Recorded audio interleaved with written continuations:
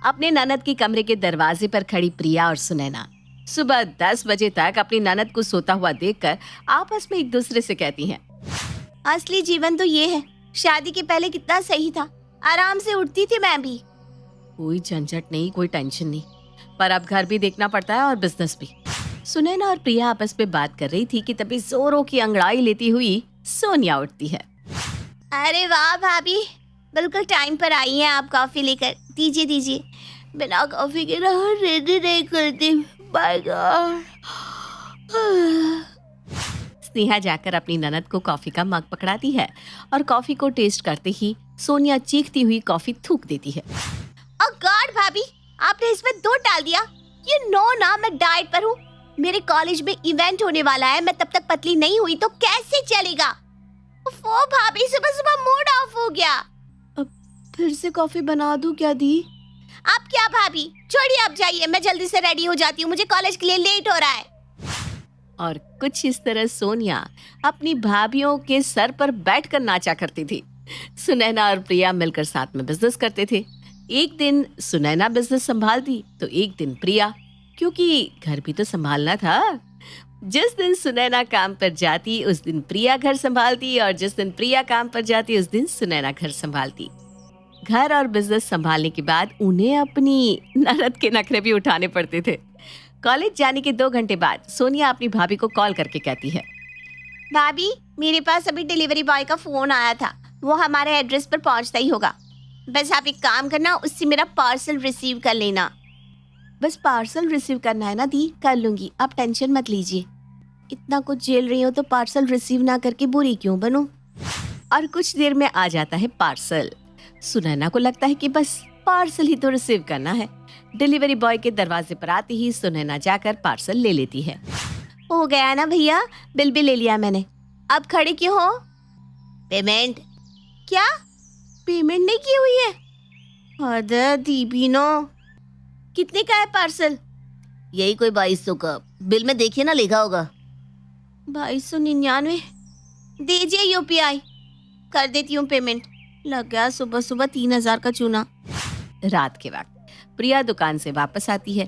प्रिया को अकेला पाते ही सुनैना उसे इस बारे में बताती है। तो आज फंसी गई तू। मेरे लिए तो ये रोज का हो गया है। जब भी घर पर रहने की मेरी बारी होती है ना, उस दिन तो दीदी का कोई ना कोई पार्सल जरूर आता है और वो कभी भी पेमेंट करके नहीं रखती। पिछली 3 बार से पार्सल ले रही हूँ उनका। 10,000 तक का तो खर्चा हो गया है मेरा फिजूल में ही।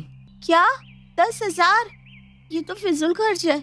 यहाँ कस्टमर को 3,000 का माल बेचने में 300 बार मरना पड़ता है। अरे दीदी, हमारे खून पैसे की कमाई को पानी की तरह बहा रही है दीदी। मैं आज ही जाकर मम्मी जी से इस बारे में बात करती हूँ। उसी रात सुनैना और प्रिया इस बारे में अपनी सास से बात करती हैं। बताइए मम्मी जी, अब हम क्या करें? रोज रोज इतना सारा खर्चा कैसे उठाया जाए? मैंने तो जिस दिन घर की चाबियां तुम दोनों को सौंपी थी, घर की जिम्मेदारियां भी उसी दिन तुम लोगों पर छोड़ दी थी। अब इस परेशानी से कैसे बचना है तुम दोनों आपस में ही देख लो भाई। सिर्फ संपत्ति ही हाथ लगे ऐसा तो नहीं हो सकता ना बहू, साथ में विपत्ति भी तो हाथ लगती है। प्रिया और सास को अपनी सास से कोई मदद नहीं मिलती। अगले दिन सोनिया के कॉलेज जाने के बाद बड़े इत्तेफाक से दिन आया है। एक तो फ्राइडे, पूरा मार्केट बंद, तो दुकान जाने का लफड़ा नहीं, ऊपर से सोनिया दी भी घर पर नहीं है। एक काम कर, हम दोनों आज पार्लर चलते हैं खुद की पैम्परिंग करने। प्रिया और सुनैना पार्लर जाकर मैनिक्योर, पेडिक्योर और हेयर कटिंग करवाती हैं। कितने पैसे हुए? 11,400।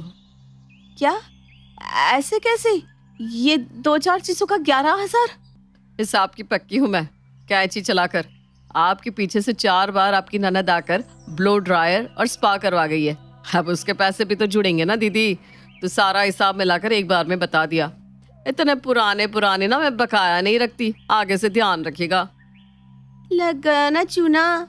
बड़ी हंसी आ रही थी आपको, अब तो कोई परमानेंट सॉल्यूशन कीजिए दीदी का। बस बहुत हुआ, अब तो किसी भी तरह दीदी की शादी करनी होगी। अब जीजा जी उठाए उनके खर्चे, मुझसे तो ना हो रहा। घर लौटने के बाद प्रिया बड़ी होशियारी से अपनी सास के पास जाती है और उनसे बातों बातों में कहती है, बचपना बहुत है ना दीदी में। 10 बजे उठना हाथ में कॉफी चाहिए, नहाने के बाद टॉवेल बेड पर छोड़ देना और अपने भाइयों के पर्स से चिपके रहना।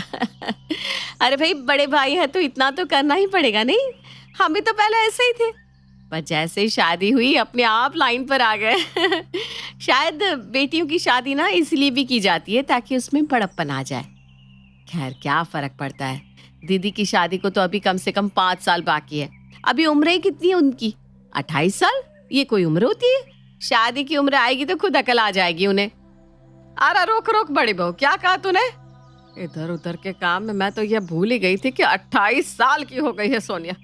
अब तो जल्द से जल्द इसकी शादी करनी पड़ेगी। तो दीदी का बायोडेटा इधर उधर भेज दूं क्या मम्मी जी? अब तो कुछ नहीं करेगी, इस घर की बड़ी मैं हूँ। बस तुम कल नाश्ते के बाद सभी को मेरे कमरे में ले आना। अपनी सास की बात मानकर प्रिया अगले दिन नाश्ते के बाद सभी को अपनी सास के कमरे में ले जाती है, जहां सुधा सीधा अपना डिसीजन सुना देती है। ये ले 1 लाख रुपए मयंक, तेरे हाथ में दे रही हूँ। सभी के कपड़ों की खरीदारी तुझे ही करनी है। Really mummy? पर किस खुशी में? अगले महीने तेरी शादी है बेटा। है?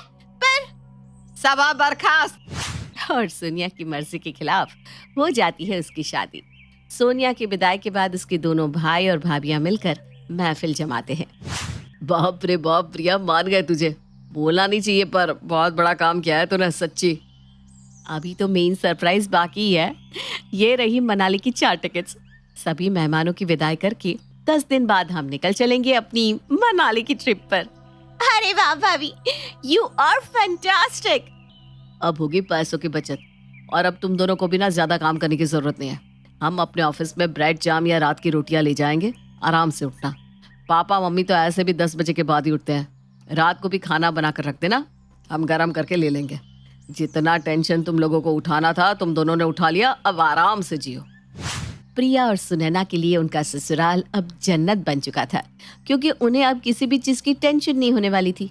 सोनिया के जाने के बाद प्रिया और सुनैना का पहला दिन तो बहुत अच्छा गुजरता है, पर दूसरे ही दिन सवेरे सवेरे प्रिया के फोन पर उसके जीजा जी का फोन आता है।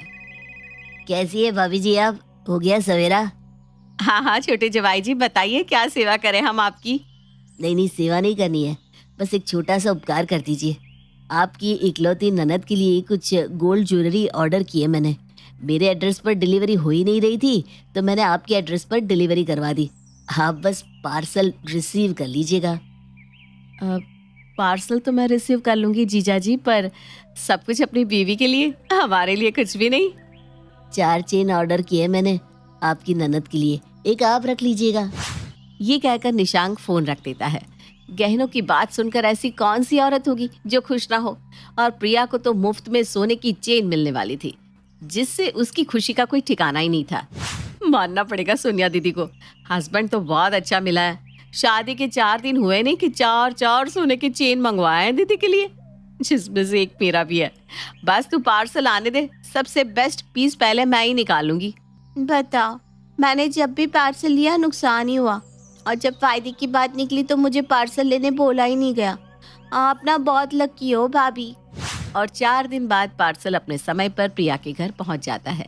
डिलीवरी बॉय की आवाज सुनते ही भागती हुई प्रिया दरवाजे पर जाती है और पार्सल रिसीव कर कमरे की तरफ जाने लगती है कि डिलीवरी बॉय कहता है, मैम पेमेंट आधा पेमेंट हुआ है, 50% पेमेंट बाकी है।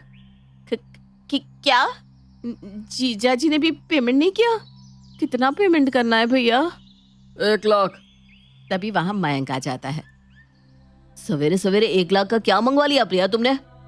आप ही कीजिए पेमेंट, आप ही के जीजा जी का पार्सल है, उनसे ले लीजिएगा बाद में। अभी तो सिर्फ पार्सल आया था, पार्सल भेजने वाले जीजा जी का आना तो अभी बाकी था।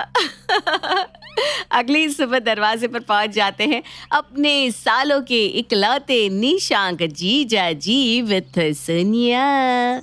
जिस दामाद के आने के पहले ही उसके ससुराल वालों को 1 लाख का चूना लग गया हो, उसके ससुराल पहुंचने के बाद न जाने क्या होगा।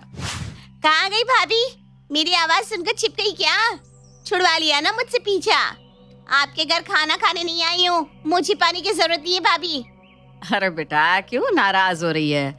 आ रही है ना तेरी भाभी। प्रिया तो दुकान गई है और सुनैना नहा रही है। अब तू बता कैसी है तू? मेरी तो शादी कर देना मम्मी, अब मैं कैसी भी रहूं क्या फर्क पड़ता है।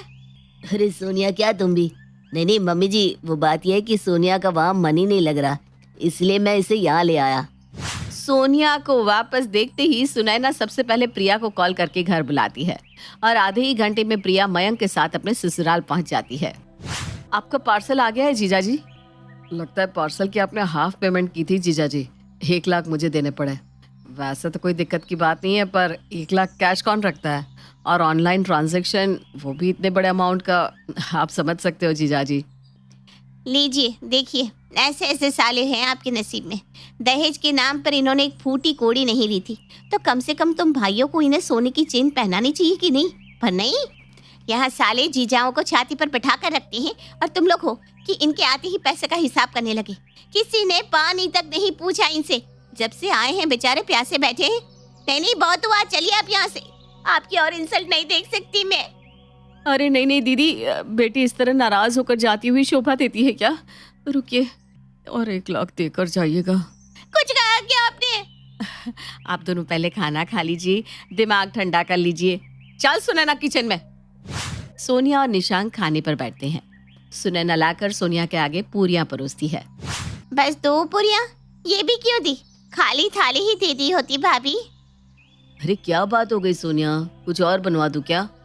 2 पूरियां लाकर प्लेट में डाला गया है मेरे।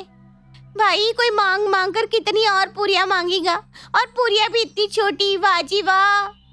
लगता है आज मैडम बड़ी नाराज हो गई है। अब तुम्हें जो भी खाना है खा लो सोनिया, रात को हम बाहर चलेंगे बस। ओके मेरी प्यारी भाभी, अभी खाना बना बना कर थक गई होंगी, तो आज रात की पार्टी जीजा की तरफ से किसी 5 स्टार होटल में चलेंगे। भाभी देख लीजिएगा किस होटल में जाना चाहती हैं आप।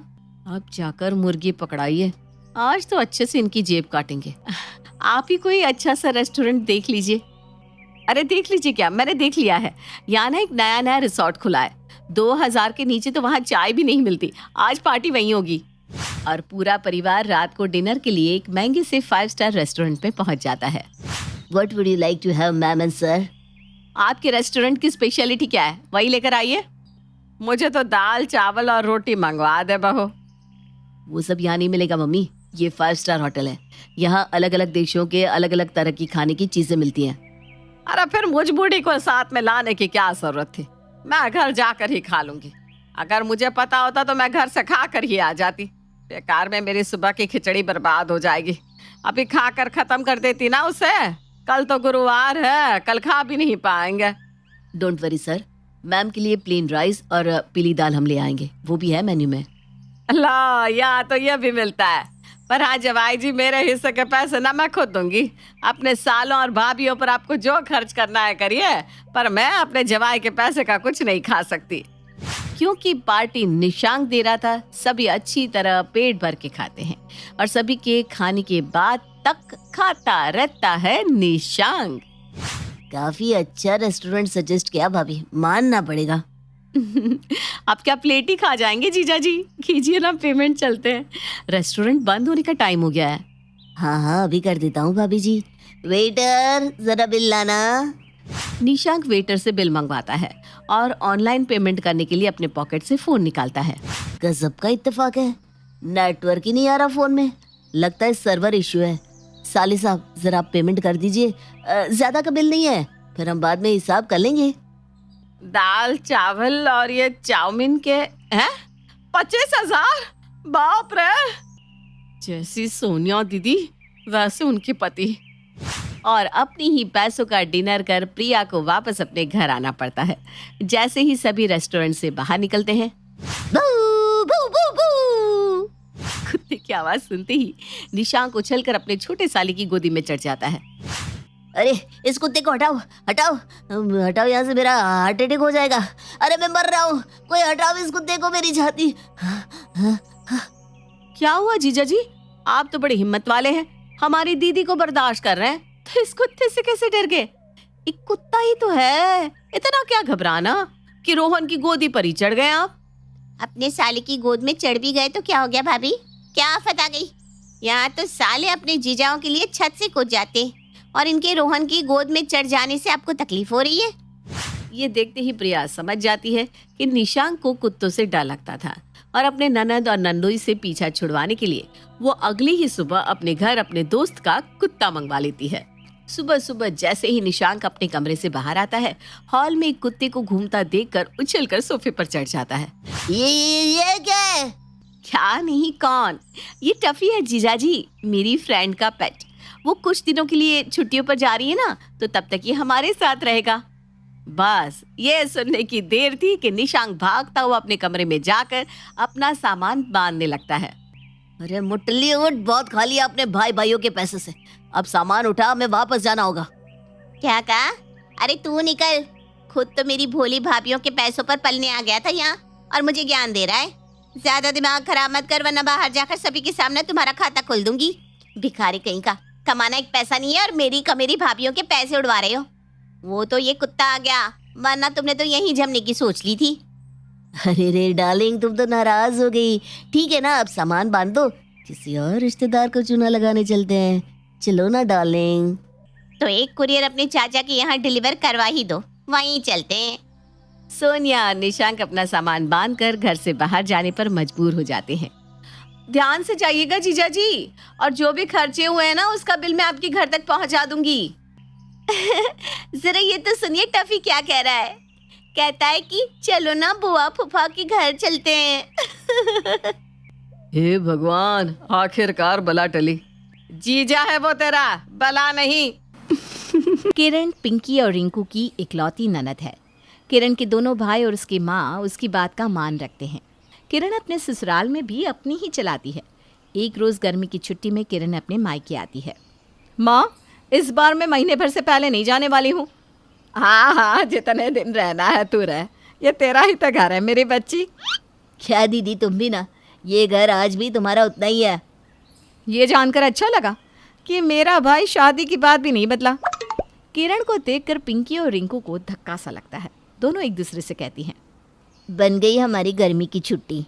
आज पता नहीं किसका मुंह देखकर उठी थी, अब तो दिन भर कुछ न कुछ बनाते रहना पड़ेगा। दोनों एक दूसरे का मुंह देखने लगती है। फिर पिंकी और रिंकू बिना घूंघट वहाँ आती है और किरण के पैर छूती है। किरण दोनों को आशीर्वाद देती है। दीदी आप नहा धो लो, फिर मैं खाना लगाती हूँ। हाँ नहाऊंगी, लेकिन पहले चाय तो पी लूँ एक ग्लास। पिंकी चाय बनाने के लिए रसोई में चली जाती है और कहती है, हो गई शुरू, चल पिंकी लग जा ननद बाईसा की खुशामद में। पिंकी किरण और इंदु के लिए चाय बनाती है। चाय पीते पीते किरण इंदु से कहती है, माँ, लगता है तुमने घूंघट रखने से दोनों को मना कर दिया है। एक मैं हूँ जो अपने ससुराल में 1 मिनट भी घूंघट नहीं हटाती हूँ। मजाल है कि घूंघट इधर से उधर हो जाए। अरे आखिर अपने ससुराल का मान मुझे ही तो रखना है। ठीक है, आज घूंघट हटाया है, कल साड़ी की जगह सूट आ जाएंगे, फिर जींस, और फिर तुम्हें घर से निकाल देंगे। मुझे क्या है, और चढ़ाओ सर पर बहुओं को। नहीं नहीं, मैं ऐसा नहीं होने दूंगी। मैं अभी ही दोनों की नट टाइट करती हूँ। इंदु चिल्लाकर प्रिया और रिंकू को आवाज़ लगाती है, तुम्हारा घूंघट नहीं हटना चाहिए। मैं देख रही हूँ तुम दोनों अपने मन की कर रही हो। वो मम्मी जी घूंघट लेते तो हैं, हो सकता है गलती से हट गया होगा कभी कभी। हम दोनों अब से ध्यान रखेंगे मम्मी जी। किरण पिंकी और इंदु के हर काम में नुक्स निकालती है। रात में मनीष और श्रीकांत दुकान से लौटते वक्त किरण के पसंद के रस मलाई लेकर घर आते हैं। पिंकी और रिंकू सभी को खाना परोसती हैं। दीदी, आज आपके पसंद का रसमलाई आया है। रिंकू, दीदी को रसमलाई तो दो, आखिर उन्हीं के लिए तो लाया हूँ। हाँ हाँ, पहले खाना तो खाने दो दीदी को। सब कुछ दीदी के पसंद का बनाया है आज हम दोनों ने। किरण खाने का एक निवाला खाती है और ऐसी होती है पनीर की सब्जी, कोई स्वाद ही नहीं है। एक मैं बनाती हूँ अपने ससुराल में, खाते खाते आदमी उंगलियां खा जाए। बाद में रिंकू पिंकी से कहती है, दीदी खुश हो जाए हमसे, ऐसा कभी भी हो सकता है क्या? पता नहीं क्या ही करे जिससे दीदी खुश हो जाए। अगले दिन नई वॉशिंग मशीन देखकर किरण कहती है, अरे माँ, ये कैसी मशीन ले आए तुम लोग? एक बार मुझसे पूछते। मेरे ससुराल में बड़ी वाली वॉशिंग मशीन है, वो भी जिसमें कपड़े खुद ही धुल के सूख कर बाहर आ जाते हैं, कोई झंझट नहीं। मुझसे नहीं पूछोगे तो यही होगा ना। इस तरह 15 दिन बीत जाते हैं। किरण जब देखो दिखावा करती रहती और हर बात पर अपने ससुराल और अपनी तारीफ करती। कुछ मज़ा ही नहीं आ रहा। झगड़ा बगड़ा हो तो मेरी छुट्टी में 4 चांद लग जाएंगे। किरण रिंकू के कमरे में जाकर कहती है, रिंकू जब देखो तुम काम ही करती रहती हो। मैंने तो माँ से भी कहा अगर तुम ना हो तो इस घर की तो दुर्गति हो जाए। अरे रिंकू कभी खुद के लिए भी सोचा करो। देख नहीं रही हो पिंकी कैसे सच सबर कर रहती है। वो इस घर की बहू लगती है और तुम काम वाली। अरे छोटी हो इसका मतलब ये तो नहीं ना कि तुम ही काम करती रहो बस। नहीं नहीं दीदी, पिंकी भाभी भी बराबर में मेरे साथ में काम करती हैं। हो सकता है, मुझे जो लगा मैंने कह दिया। अब कल मैंने देखा कि वो तुम्हें ऑर्डर पर ऑर्डर दे रही थी और तुम्हें 2 मिनट बैठने नहीं दे रही थी। अब तुम्हें यही अच्छा लगता है तो कर ही क्या सकती हूँ मैं। किरण वहाँ से निकलकर पिंकी के कमरे में चली जाती है। अरे बस बस बस, कभी आराम भी कर लिया करो पिंकी। जब देखो काम काम काम। तुम्हारा चेहरा तो देखो कैसा लग रहा है। क्या करूँ दीदी, अपने पर ध्यान देने का टाइम ही नहीं मिल पाता। इतना काम करने पर भी रिंकू क्या कहती है पता है? तुम बैठी रहती हो। अब भला मैं क्या बोल सकती हूँ उसको जिसकी आंखें बंद हो। रिंकू ने ऐसा कहा? वह ऐसा कैसे बोल सकती है? उसे दिखता नहीं क्या? मैंने उसे कभी देवरानी नहीं अपनी बहन समझा, बहन। अब करे वो काम खुद से। किरण पिंकी के कमरे से मुस्कुराती हुई निकलती है। अब आएगा मजा। मुफ्त में पिक्चर देखने को मिलेगी कल। अगली सुबह पिंकी और रिंकू दोनों रोज की तरह जल्दी उठती हैं, लेकिन एक दूसरे से बात तक नहीं करती और अपने अपने काम में लग जाती है। नाश्ता बनाने के लिए दोनों में से कोई रसोई में नहीं जाती। नाश्ते के वक्त सभी टेबल पर बैठे इंतजार करते हैं और ये दोनों अपने कमरे में ही बैठी रहती हैं। पिंकी, रिंकू, कहाँ हो दोनों की दोनों? नाश्ता मिलेगा भी या नहीं? मेरी बेटी कौन सी रोज रोज आती है, बेचारी को भूख लगी है। दोनों अपने अपने कमरे से निकल कर आती है और पिंकी कहती है, आपकी लाडली बहू रिंकू बनाएगी। मैं तो ऐसे ही बैठी रहती हूँ ना, क्यों करूँ मैं अब काम? मैं भला क्यों बनाऊं? मैं ही दिन भर आराम करती रहती हूँ ना। तो तुम्हारे कहने का क्या मतलब है? मैं बैठी रहती हूँ? कुछ ज़्यादा ही तुम्हारी जुबान नहीं चल रही। अब आप जो समझे, जिसके मन में चोर होता है ना वो खुद ही अपने मुंह से कह देता है। अरे चुप करो तुम दोनों की दोनों।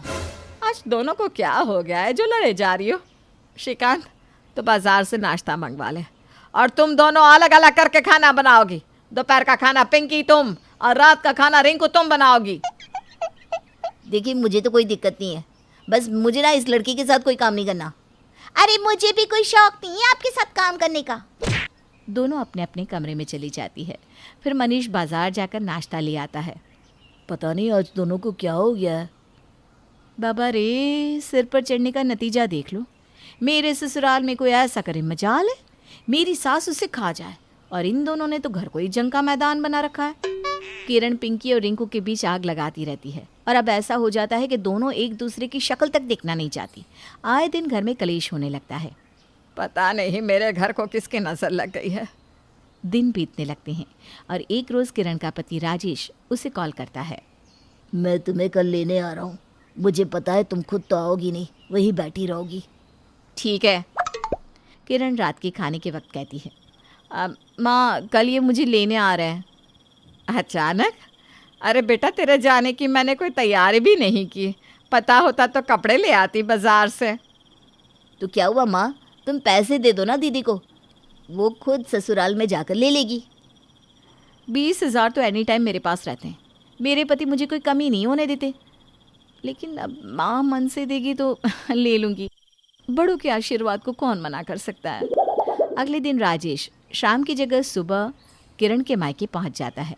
राजेश को देखकर किरण शॉक्ड हो जाती है। आप अभी अचानक? हाँ, तुम नहीं जाने का कोई बहाना बनाती उससे पहले ही मैं आ गया। अरे दामाद बाबू बैठिए तो। हाँ, मुझे भी आपसे बात करनी है। आपकी बेटी ने मेरे नाक में दम कर रखा है। मेरी माँ के सामने घूंघट तक नहीं करती और घर के काम तो एक भी इससे नहीं होते, इसीलिए यहाँ आकर बैठ गई है।